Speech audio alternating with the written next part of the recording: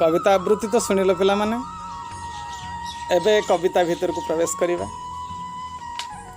ए कविता कलामाणी करे तार कवि होचंती विदग्ध कवि अभिमन्यु सामंत सिंहार। अभिमन्यु सामंत सिंहारंकर जन्म हुए जाजपुर जिलार बालिया ग्राम रे। पिलाटी दिनरू जो ईश्वर दत्त सृजन कला तांको निकट रे परिप्रकाशित होइथिला, से सृजन कला को नहीं खूब सान बयसरू से गाँवली सरल भाषा रे अनेक कविता एवं पद्य रचना करथिले। परवर्ती पर्याय रे से अनेक शास्त्र एवं व्याकरण इत्यादि अध्ययन करी जड़े विद्वान छात्र परिणत होते। संस्कृत साहित्य मध्य तांकर अगाध पांडित्य थिला एवं युवावस्था रे गौड़ीय वैष्णव परंपरा प्रति आकृष्ट हुई कृष्ण लीला चरित रचना करिवारे निजको मग्न करिदेले। तांकर सर्वश्रेष्ठ काव्यकृति हेउछि विदग्ध चिंतामणि। एई विदग्ध चिंतामणिर 67तम छांदरू कलामाणिकर पद्यटी आनीत। कलामाणिक कवितार अंतराल रे जो भावटी छपि रही ताहा हेउछि एक पुत्र वत्सल संतान वत्सल मार करुण आवेदन।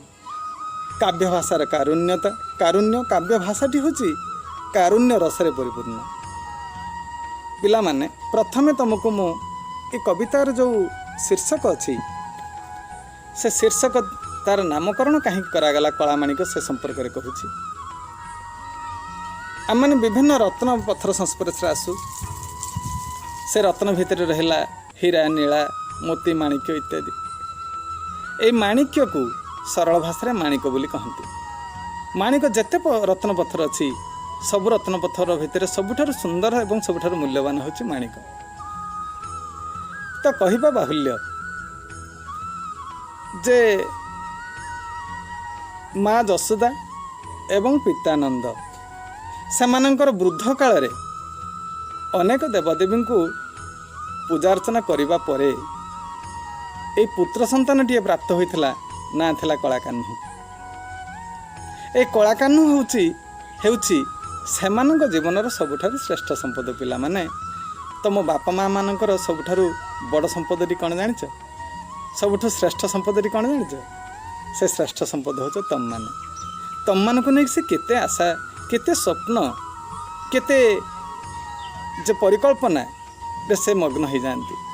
तुम माने बड़ हेले 5 गण गणा हेब बड़ मनीष होई देशर जातिर नाम करिवो कुल उज्ज्वल करिवो एवं निजर वंशर कीर्ति स्थापन करिवो गौरव आनीदेव निज वंश पाई ताहा सेमानकर आशा एवं स्वप्न। तेणु तांको जीवन तमे होच सबुठारु श्रेष्ठ संपद। ठीक जमिति कलाकान्हू थिले जशोमती माँ जशोदा एवं पिता नंदंकर से वृद्ध काल रे सबुठारु श्रेष्ठ संपद।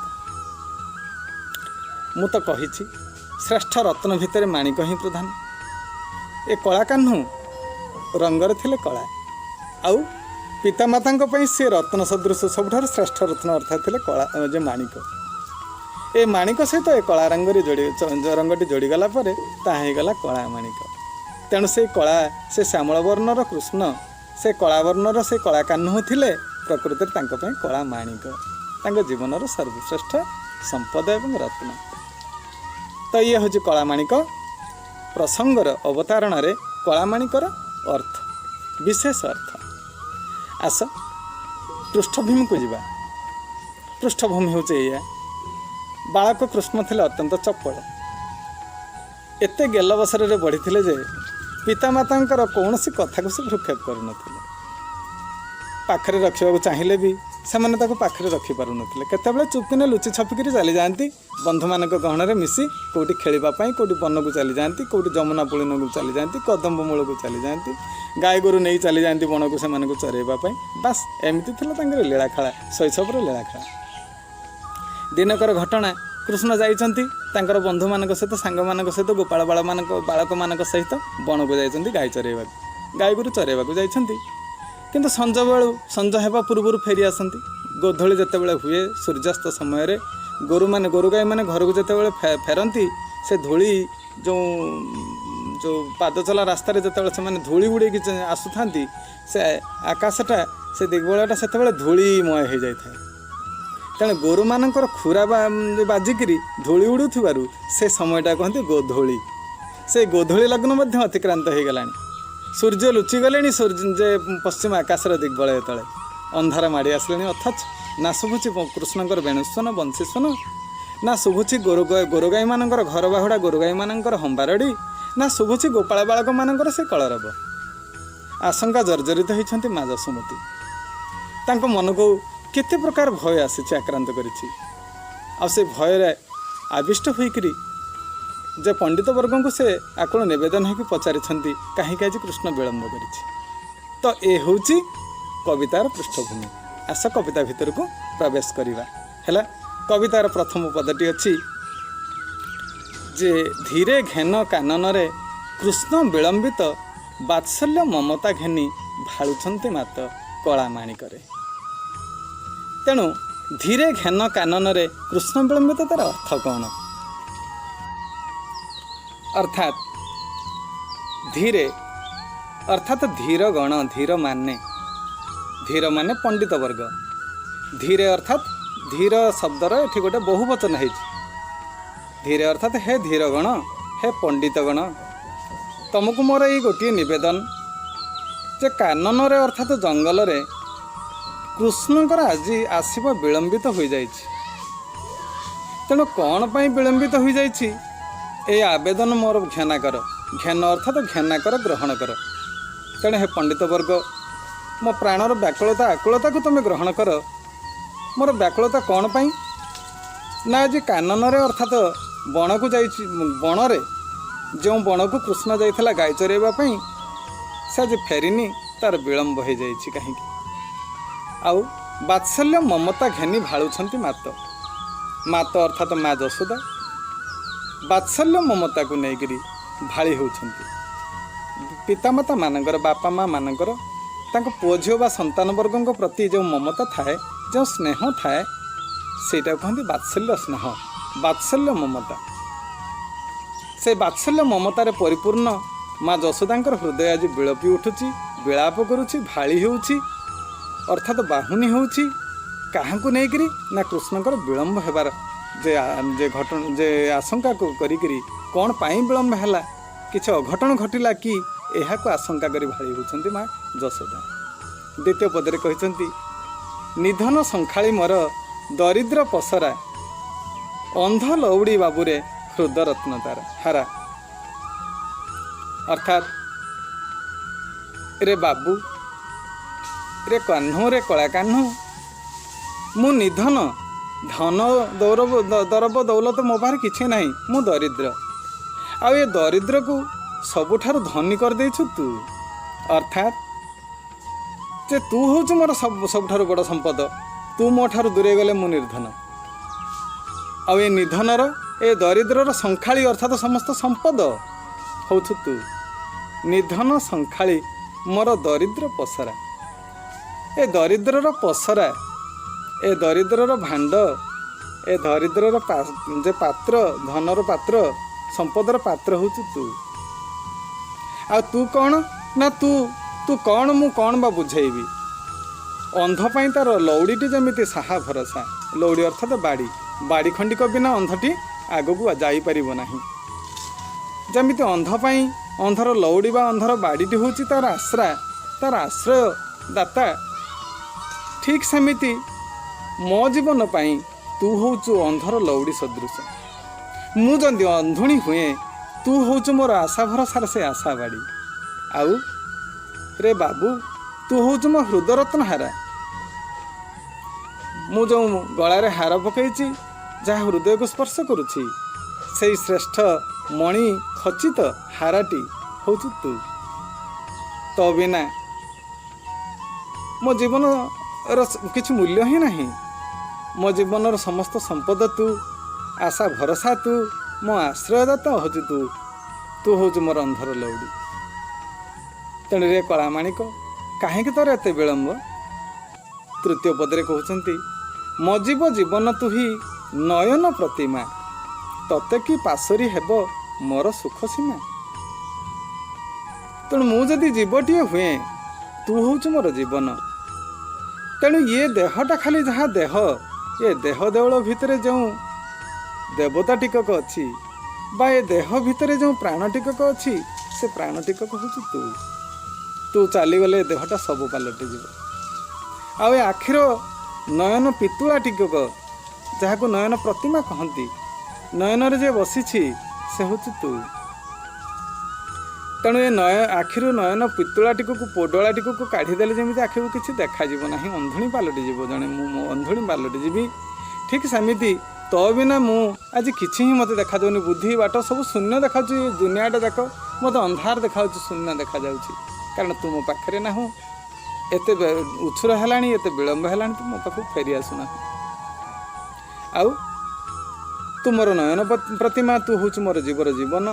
ଆଉ ତତେ ପାଶୁରିକି, ତତେ ଭୁଲି ଯାଇକିରି ମୋ ଜୀବନରେ କ'ଣ କିଛି ସୁଖ ଅଛି? ତତେ ଭୁଲିଗଲେ ମୋ ଜୀବନରେ ସୁଖ ନାହିଁ, ଶାନ୍ତି ନାହିଁ, କିଛି ନାହିଁ, କିଛି ନାହିଁ। ହେ କଳାମାଣିକ, ତୁ ଶୀଘ୍ର ଫେରିଆସ। ଡରୁଥାଉ ଅନ୍ଧାରକୁ ରଖିଯାଉ ଗୋରୁ, ଜନକ ଜନନୀ ସୁଖ କାହିଁ ପାଇଁ ସାରୁ।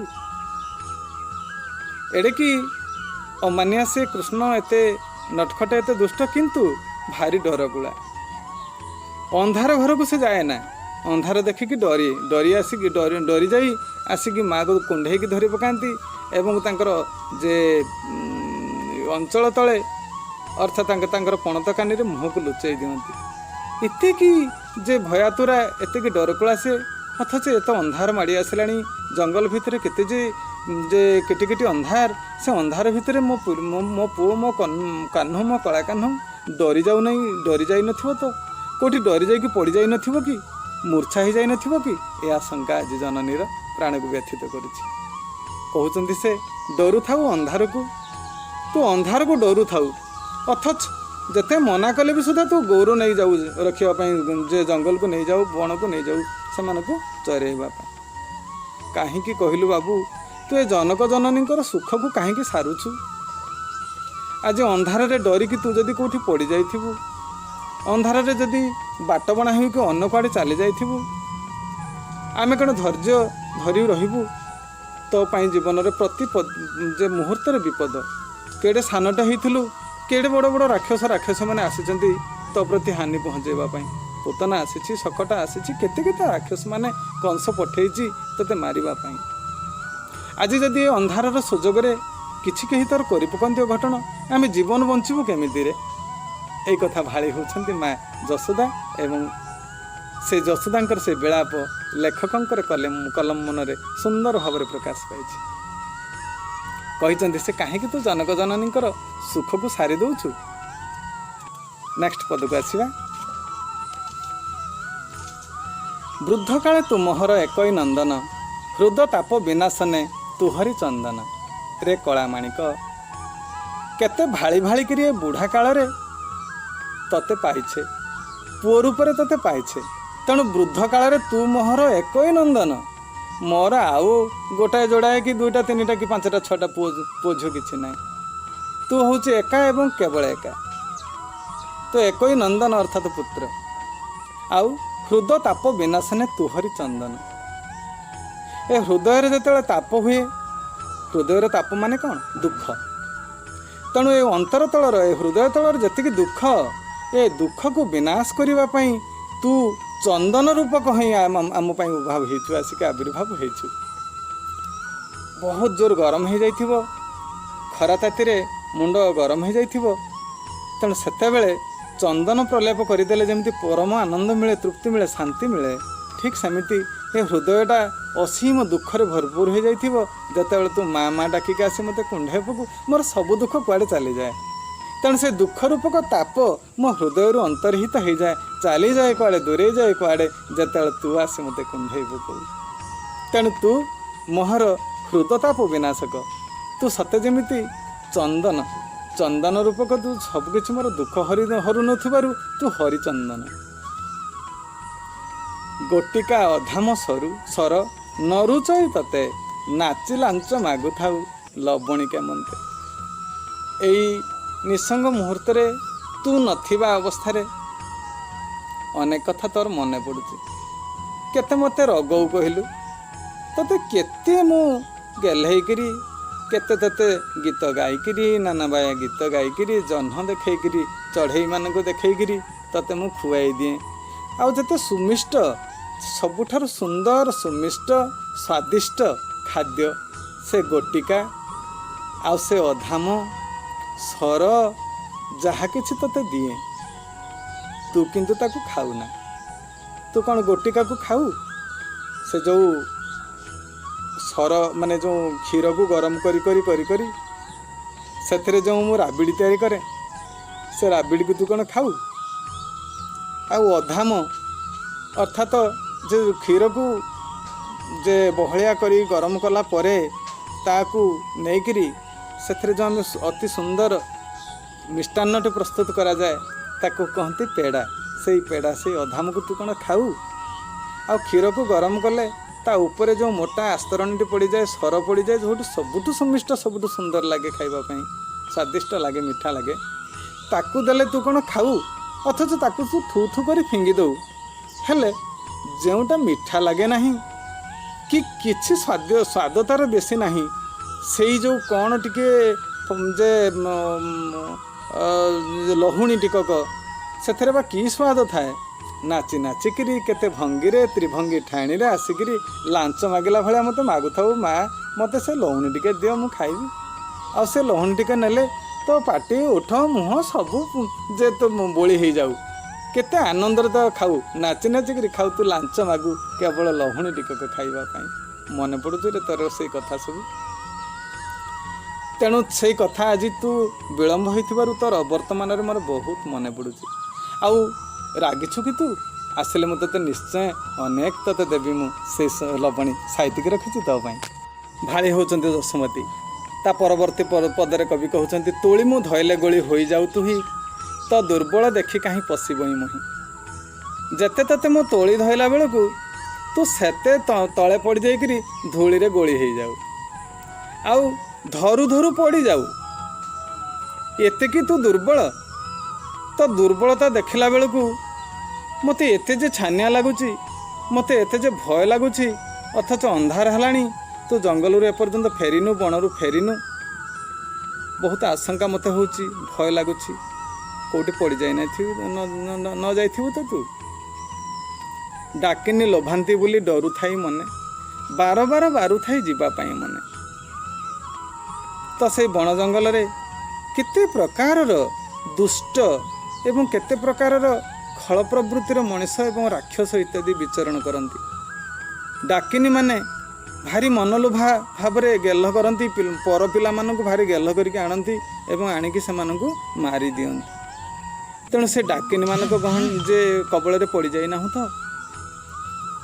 ସେମାନେ ଯେଉଁ ମନଲୋଭା, ଯେଉଁ ଚେହେରା ରେଖି, ତାଙ୍କର ଯେଉଁ ସ୍ନେହ, ଅହେତୁକ ସ୍ନେହ ପ୍ରଦର୍ଶନ କରି ଛୋଟ ଛୋଟ ପିଲାମାନଙ୍କୁ ଗେଲ କରନ୍ତି, ଗେଲ କରିବା ଅବସରରେ ତାଙ୍କର ଜୀବନକୁ ନେଇଯାଆନ୍ତି। ତେଣୁ ମୋର ଆଶଙ୍କା ହେଉଛି, ମୁଁ ସେଥିପାଇଁ ବହୁତ ଡରେ, ତୋତେ ବଣକୁ ଛାଡ଼ିବା ପାଇଁ ବାରମ୍ବାର ମନା କରେ। ଅଥଚ ତୁ ମୋ କଥାକୁ ନ ମାନି, ମୋ ବାରକୁ ଅର୍ଥାତ୍ ମୋ ବାରଣକୁ ନ ମାନି ତୁ ବନକୁ ଚାଲିଗଲୁ। ନିଶାଚର ମାତିବାର ଶୁଭୁଛି ଶ୍ରୁତି କି, ମୁଁ ଡଙ୍କୁଣି ଛାଡ଼ିଦେଲି ବନକୁ କାହିଁକି? ଏବଂ ମୋତେ ଶୁଭୁଛି ବଣରେ ସବୁ ନିଶାଚର ମାତିଛନ୍ତି। ନିଶା ଅର୍ଥାତ୍ ରାତି। ରାତ୍ରିରେ ଯେଉଁମାନେ ଚରନ୍ତି ଅର୍ଥାତ୍ ବିଚରଣ କରନ୍ତି, ବୁଲାବୁଲି କରନ୍ତି, ଖାଦ୍ୟ ସନ୍ଧାନ କରନ୍ତି, ପଶୁପକ୍ଷୀମାନେ ଅଛନ୍ତି, ସ୍ୱାପଦ ସଙ୍କୁଳ ମଧ୍ୟ ସାପ ଫାପ ଇତ୍ୟାଦି କିଛି ମଧ୍ୟ ସାପ ଜନ୍ତୁ ଏମାନେ ମଧ୍ୟ ବାହାରନ୍ତି ରାତିର। ରାକ୍ଷସମାନେ ବି ବାହାରନ୍ତି। ନିଶାଚରର ଅନ୍ୟ ଏକ ଅର୍ଥ ହେଉଛି ରାକ୍ଷସ। ସେମାନେ ରାତି ହେଲେ, ଅନ୍ଧାର ହେଲେ ବାହାରନ୍ତି। ସେମାନଙ୍କ ହାବୁଡ଼ରେ ପଡ଼ିଗଲେ ଆଉ ନିସ୍ତାର ନାହିଁରେ, ଆଉ ଜୀବନ ପାଇବ ନାହିଁ। ତୁ ମୋର ସବୁଠାରୁ ବଡ଼ ଆଶଙ୍କା, ଏତେ ଯେଉଁ ବିଳମ୍ବ ହେଲାଣି ଅନ୍ଧାରରେ, ସେ ନିଶାଚରମାନଙ୍କ ହାବୁଡ଼ରେ ପଡ଼ିଯାଇନାହୁଁ ତ? କାହିଁକି ମୁଁ ଡଙ୍କୁଣି ଯେ ତୋତେ ବଣକୁ ଛାଡ଼ିଦେଲି, ମୁଁ ଆଜି ନିଜକୁ ହିଁ ଧିକ୍କାର କରୁଛି, ଦୋଷୀ ମଣୁଛି। ତୋତେ ଯଦି ମୁଁ ଅଟକେଇ ରଖିଥାନ୍ତି, ଆଜି ଏତେ ବ୍ୟାକୁଳ ହେଇକରି ମୋତେ ବାହୁନିବାକୁ ପଡ଼ିନଥାନ୍ତା। ନିଜକୁ ଦୋଷୀ ମଣୁଛନ୍ତି, ନିଜକୁ ଡଙ୍କୁଣି ବୋଲିକି ଧିକ୍କାର କରୁଛନ୍ତି ମା ଯଶୋଦା। ଝାଳ ବହୁଥିବ ଅଙ୍ଗୁ ଲାଗି ଝାଞ୍ଜି ଖରା, ଶ୍ରମ ପାଇ ତରୁ ତଳେ ବସିଥିବୁ ପରା। ଦିନରେ କେତେ ଖରା ହେଉଛି, ए गरम रे झांझी पवन बाजिकी तो देहरु श्रमझाଳ बही पड़ुथिबो एवं से झाड़ बही जाउथबा बेले देहटे जेतेବେଳେ ताती जाउथिबो तू हालिया होई पड़ुथिबु को गछ मूଳରେ बसी जाउथिबु तोते किए कहूथिला कहिलु रे बाबू तोते से जंगल को जाइकरी गोरु मानकु गमजे चरेबा पई अथच कहा कथा तू मानिलुनि चलीगलु कौ गछ मूଳରେ बसिथिबु बसी बसी जदि तोर निद आसी जाइथिबो अंधार माड़ी आसीथिबो देखला बेलू तू आसी पारु नथिबु आशंका होउछि मोर रे कलामाणिक तू सेइथिपाई विलंब करदेलु कि नेलु नाही तो पाई कठौ छता नेलु नाही काहीं पाई तो कठौ छता बने कंटा लागी होए मृदु पाद चिंता आउ जेते कहले तू कौन कथा मानुचु तते मु कहूँ सब बेले वन को गला जे पूर्वर तू कठौ मांडिकी जीवु कठक को माड़िकी जीवु कठक को पिंधिकी जीवु पादरे अथच कठौ आज रही तू सेमती चली जाइछु खाली पादरे नाची नाचिकी चली जाइछु तो जेते बेले कठौ नहीं ना छता भी नहीं ना छता नहीं गरम होइथिबो मुंड गरम हो जाउथबो झाड़ बही पड़ुथबो कि कष्ट न भोगुथिबो रे तू आउ बनर तो खाली कंटा चारिआडे तो कंटा अच्छी खुंच अच्छी केते कौन सब पड़ी जदि से कंटा बाजी जाइथिबो तोर से मृदु तोर से कोमल कँल पादर कंटा बाजिकी झरी पड़ुथबो रक्त तू बसी पड़ुथिबु आ से बसिबा काल भितर समय चली जाउथबो अतिक्रांत हो जाउथबो कंटा बाहरी नथबो पादरू कि कष्ट कहलु तते होउथबो तेणु तोर से मृदु पादरे कंटा लागिबार चिंता मते घारुछि से कष्ट मु अनुभव करुछि रे कान डेरी थाई एका तबेणु गीत को आज किंपा शुभ नहीं भावुछि मन को दिनर पाइटी मते पाइटी भली लागे नहीं तो बिना रे कान्ह सब करू थाए मनटी तोहरी पाखरे ही थाए सब काम को मु ठीक भाव सारी भी पारे नहीं तो चिंतार बेले बेले जहाँ न करवा कथा कर पकाए आउ जते बेले संज ही आसुथिबो सूर्य नई जाउथिबो सेते बेले तोहरी पाई मु जाइक दांड द्वार रे बसी जाए तो फेरिबा बाट को चाही करी आउ कान डेरी थाए मु केते बेले शुभिबो जंगल तोर बेणुस्वन तोर से वंशीस्वन आज मध्य मु डेरीची कान डेरीची अथच तो वंशीस्वन शुभ नहीं कौठी रही जाइछु रे धन मोर कौठी रही जाउछ रे कला कान्ह मोर कौठी रही जाइछु रे कला माणिक मोर तेणु आज शुभ नहीं जेते बेले तोर बेणुसन शुभ नहीं कहीं शुभ नहीं से आशंका मते जर्जरित करिछि मते घारिछि मो व्याकुलतार कारण होछु तू तेणु जेते बेले तोर वंशसन शुभ नहीं मो मन को मन प्रश्न करुछि कौन हैला मो कान्हर आज रे कला माणिक तते मु झुरुछि तो यही होछि कविता कवितार अर्थ केते गुड़िक कष्ट शब्द तो मु कहीदेली आ गोटे शब्द है अंधर लौड़ी माने बुझल तो पिला अंध लोक बाड़ी साहाय्य बाट खोजी खोजिकी चले एवं बाड़ी को भरा देकरी से आगक आगक जाइपे तेणु तापाई अंधपाई बाड़ीटी जमी सहारा जसुमती जसोदा कृष्ण थे सहारा तेणु जे अंधपाई जमी तार आशा बाड़ी अंधर लौड़ीटी साहा भरोसा कृष्ण थिले जसोदा ठीक से भाई अंधर लौड़ी साहा भरोसा निशाचर मैंने जानिल राति जो मैंने चर चारण करती विचरण करती बुलाबुली करती अर्थात अन्य एक अर्थ होची तार निशाचर अर्थ प्रतिशब्द होची कार ना राक्षसर आ श्रुति माने कौन कान निशाचर मातिबार शुभुची श्रुति कि मो कान को शुभुची कौटी कौन हेंटाळ शुभुची कौटी रेरेकार शुभुची राक्षस मानकर शब्द शुभुची है से श्रुति माने कान बुझिल आ कष्ट शब्द भी बेसी ता भितर ना तुम मैंने भल भाव बुझिल एवं प्रश्न उत्तर पर्याय को आसवा है प्रश्न उत्तर मुझे बुझेदेवी एवं आवश्यक पड़े किसी प्रश्न उत्तर तुम मान निकट को पठेबी एवं ये विषयटी को समाप्त करवा आशा करुच्ची तुम मैंने भलरे बुझी भलरे था नमस्कार पिला माने।